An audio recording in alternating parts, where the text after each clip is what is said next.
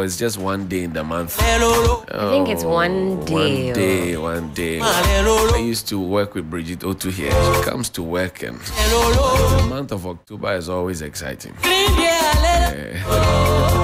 comes ready to start the campaign. She forwards and push the campaign, even on TV. Oh my God. But Ghana, are you ready? Are you ready?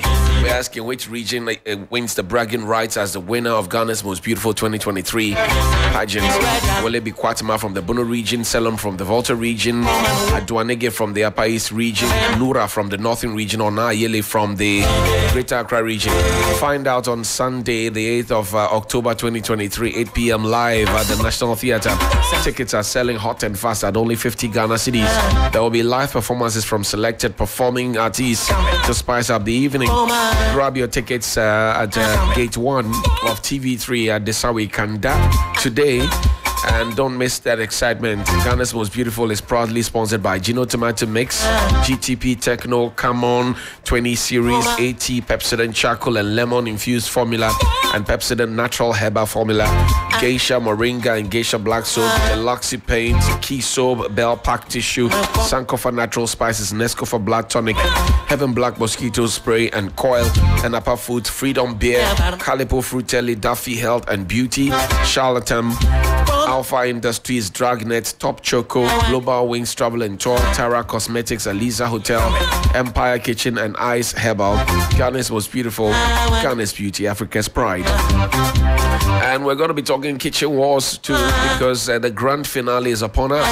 The Aviation Social Center is the venue, and a culinary battle between alma maters. TV3 invites you to experience the inter-schools culinary contest as Holy Child Tama Secondary School, Achimota School and Tamale Secondary School in a quest to outdo one another to be crowned the champions of the inter-schools cooking contest. Be at the Aviation Social Center on Saturday the 14th of October 2023 and experience the live contest. You also enjoy a 5-a-side soccer tournament, basketball and performances from established artists. It's going to be share entertainment, it's a culinary hostilities, it's going to be kitchen wars, proudly sponsored by PGL, Gino and Enapa. Kitchen wars, school fee cook, that'll be the question. Be our guest, TV3, first in news, best in entertainment.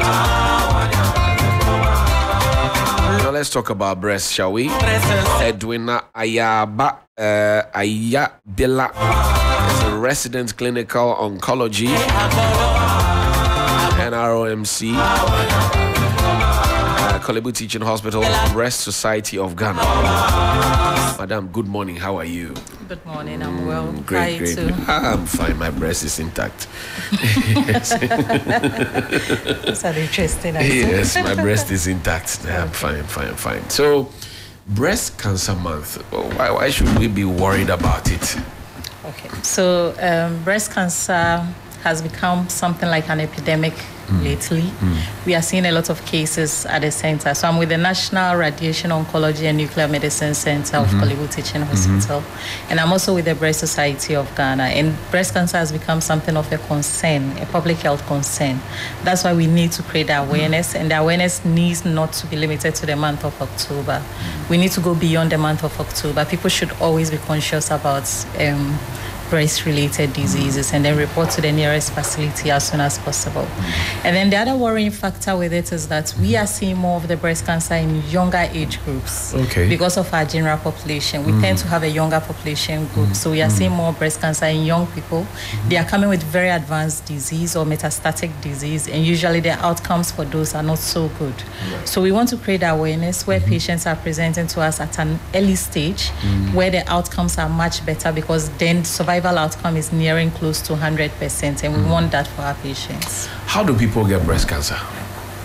So there is no specific cause for breast cancer, but then there are risk factors for it.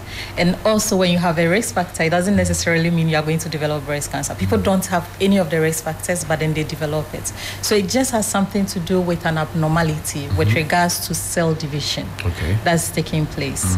And then the body has no control over it.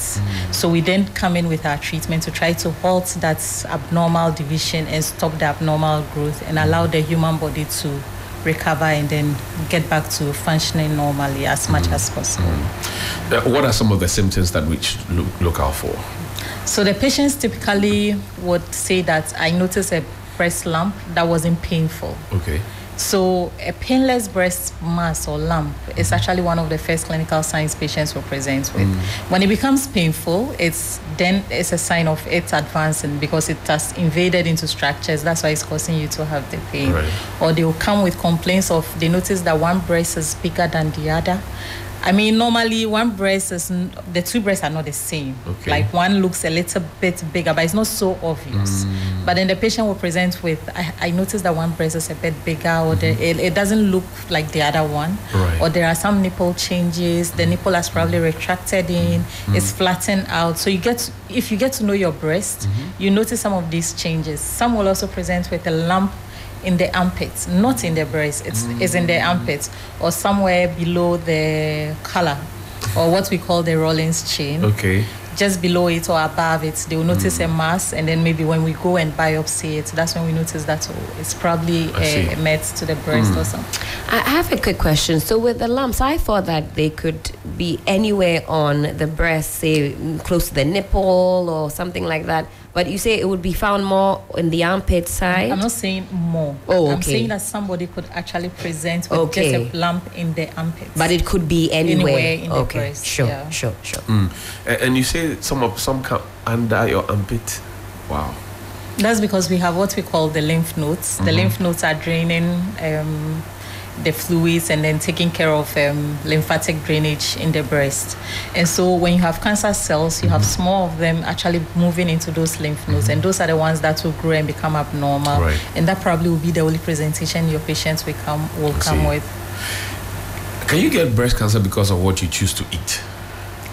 So I did mention that there are some risk factors. There are those we call the modifiable risk factors, and then the non-modifiable risk factors. Right. The non-modifiable, you can't do anything about it. It's part of you. There's nothing. So you being a woman is one of those non-modifiable risk factors. Right. Your age, you can't prevent yourself from growing older. So females are at higher risk for developing breast cancer, but then breast cancer is also it's something that we can find in men. So in Ghana, we have 2% of our cases being males, and then the majority is female. So being female puts you at a high risk for developing breast cancer. As you grow older, you are at risk for developing breast cancer. You can't do anything about your age, so it's part of you. And then there is what we call some genetic mutation. So families have what we call the BRCA mutation. If your family is at risk for that, then you have a high probability of developing breast cancer. You can't do anything about your genetic inheritance too. It's part of you, so you take that as well. But then the modifiable ones are the ones that you can do something about. So like obesity puts you at risk for developing breast cancer, especially if you're an elderly person. That's because your body now reverts from depending on ovaries for estrogen production to depending on the adipose tissue for estrogen production. So then you have to maintain a very good weight for your height, try to live a very healthy lifestyle, and that will demand you being more physically active. So those are the things you can modify. Being more physically active, having healthy diets, and then trying to be more engaging in a lot of things so that you don't become obese. And then if you are obese, you try to lose as much weight as possible. Those are things you can do something about. If you use oral contraceptive drugs, for instance, try to reduce those ones. Or because you're menopausal, you've gone on to taking some hormonal replacements. Because being menopausal gives you some symptoms that are a bit uncomfortable. Right. So patients are likely to go and take some hormonal replacement drugs. Right. So then you can modify that. You can stop it and deal with the side effects, and then try to use other natural ways to deal with your side effects. Or when you are taking this medication, they know that you're at risk of developing breast cancer as well. So then you put in more measures to screen yourself as well. The oral contraceptives you speak about, I understand that some of the girls chew it like chewing gum. So what the girls are saying, episode of whatever they go drugstore, they just go and buy and start chewing. Emergency contraceptives are emergency contraceptives. They are not meant to be your regular contraceptive. So if you think you need to be on contraception, talk to your healthcare provider. Let them go through the various contraceptions that we have available, then you choose what works for you. Emergency contraceptives could actually fail. So girls will be surprised that they take it and then they are pregnant. It's not meant to be abused. It's meant to be used once in a while when you didn't expect, or it just happened by chance and you want to like take care of yourself. But other than that, you should have your regular contraception that you use. And that could put them at risk of breast cancer as well. It depends on the composition. Right. So there are arguments about it. The ones that have more of estrogen puts you at risk, and then the one that has progesterone, some claim is a bit more protective. So the data is not all out there, but then because there is some data showing that it puts you at risk, why put yourself at risk for some of these things? Now, the current contraceptions we have are a bit of the combination and more of the progesterone, so not really. But then you can never tell which one you're actually taking. So just talk to your healthcare provider to determine what you should have. Can a woman who, for example, a man who decides to microwave their food without properly covering it, and they do this on the regular basis, can they develop breast cancer because of that or due to that? No. It cannot be. So radiation from microwave is not as high as you would expect to cause people to be at risk for breast cancer. Now, how is it managed if you get it? Can it be cured, first of all? So, yes and no, in a way. So, cancer is more or less a chronic disease. It's like you having hypertension and diabetes. It's something we can manage for you. But you have a better chance at survival if we detect it early, and then your treatment is initiated as soon as possible. So patients who have what we call stage 1, stage 2 disease have better outcomes compared to patients who have stage 3. For stage 4, then you become more or less like someone we are just managing to make your life a bit better. But then again, now we have better treatments, better medications available, more medications available. So our patients are actually living longer. Before, if I told you you were metastatic, you get worried. You think you have just about 3 months or 6 months to live. But now that's not the case, because there are medications available for me to intervene and then help out the patients. So our diagnosis is from our clinical point of view, where we take the history of the patients, and then we also do our examination to determine where the lumps are, and then it will be followed by your imaging. So the imaging could be the ultrasound of the breast, the mammogram as well. And then we go ahead to do our histological diagnosis, where a sample of the lump will be taken, or wherever the swelling is or the lump is. We'll take that, send it to the pathologist, who then comments on whether it is a cancer. And if it is, what are some of the receptors that are positive on it? Because all those help us to make our treatment for our patients as well. And then after that is done, we'll then do what we call metastatic workup to see how far the disease has spread for the patient. And based on how all the outcomes we get, and then the staging we now get for the patients, we determine our treatment. So I realize some of the concerns of our patients is losing their breast. Now, if you come with early breast cancer, we do what we call breast conservation surgery for you. Then it's followed by radiotherapy. You get your chemotherapy. So the chemotherapy, you can get it before the surgery or after the surgery. And then the radiation therapy, we can put you on some hormonal therapy based on the receptors that I did mention earlier, if it is positive or not. And then we can also put you on some targeted therapies, depending on whether you are positive for those targeted treatments as well. Then we put you on it. Sucking of the breast. What role does it play in preventing people from getting breast cancer? Okay. So the sucking of the breast can be done by two groups of people. We have the babies, and then we have the men. So the pregnancy... You need to take your time to explain this one. I realize it's very important to most people concerning the my listeners want to get the full understanding. So 2 categories of people, babies and then the adults. Adults, okay. So I did mention that there are some hormonal imbalances that puts people at risk for developing breast cancer. Now, pregnancy interrupts some of this hormonal production. So when you are pregnant, you have the pregnancy hormone being produced to maintain the pregnancy for you. When you give birth, now the hormone changes to kind of breastfeed the baby, help you breastfeed the baby. So then it interrupts the estrogen exposure for the pregnant or for the woman. So then it reduces your chances of developing, because then the exposure is down. So your chances of developing breast cancer goes down. So that's how protective breastfeeding is and pregnancy is for women. Now, when it comes to the elderly man who is sucking the breast, the advantage that comes with that is, as a man, you get to know your wife or your partner's breast because you are the one who fondles it. So you then be able to tell if there are any changes there. If you are sucking, you will notice if there is some discharge coming from it. But it doesn't offer any other protection because it doesn't change any hormonal thing. So the man will just be an investigator. Thank you. That's the thing. It's a fact-finding opportunity. Accessory tool for us. I see. So the men should learn to, so you know your partner's breast, and then if you notice any changes, draw your partner's attention to it and get them to see their healthcare provider as soon as possible. And we've had patients who have had their partners being the reason why they came to the hospital. I see. Yeah. So sucking of breast is good. Another Helen. But don't just suck.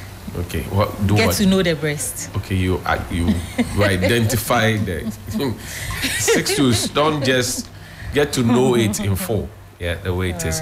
Now let's talk about the places where people can go. Can I walk into just any hospital and ask that my breast be examined for me, or if I'm not comfortable, I feel something in it? Okay. So walking in is not limited to the month of October.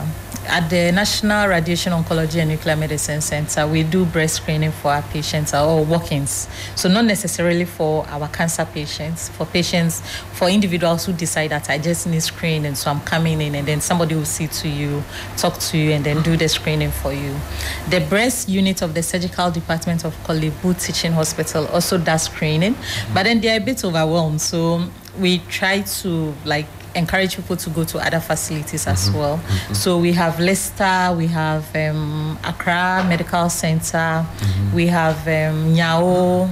All these places are all offering screening for patients. Okay. So you just walk in, tell them that I just need to have a clinical breast examination done. Okay. They will do it, and based on your age and your risk factors, a mammogram or an ultrasound will be recommended for you as well. Right. Is it expensive to treat breast cancer if you get it?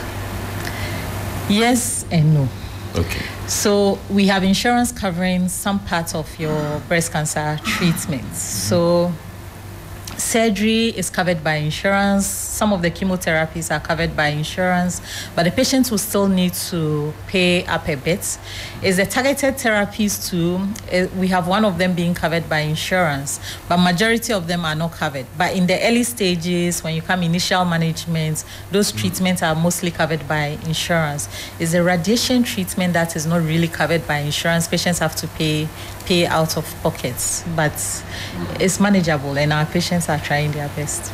Okay, your closing thoughts as we wrap up this conversation. Helen, you have a question? You were going to ask about the sucking of breast? No. I noticed that you left the conversation when we started talking about it, but it's fine. No. Re-enter. It's okay. I'm not fighting you. It's okay. No further questions. Feel free. But I'm looking forward to the screenings that come our way in October. For many people, it's a great opportunity to come, and we'll be having that here on our premises. So watch out for that. Okay, thank you very much indeed, Edwina. Her name is nice. Edwina Ayaba. Did I get it right? So it's Ayaba. Edwina Ayaba Ayabila, resident clinical oncology, National Radiation Oncology and Nuclear Medicine Center. Allah. Kolebu Teaching Hospital, Breast Society of Ghana. I like that one. Look, in future, just put Breast Society of Ghana. Yeah. In future. Yeah. But I hope you'll be at the launch of the Breast Cancer Awareness Month at the Christ the King by the Breast Society of Ghana on Friday, 9 a.m. 9 a.m. Okay, we'll be there. Okay. Will we be examined too? We'll tell you all the places you can go for the examination. But yes, we do screening for men as well. So right, I'll be happy for it to be done for me. Okay. Thank you very much. You're I'm welcome. grateful.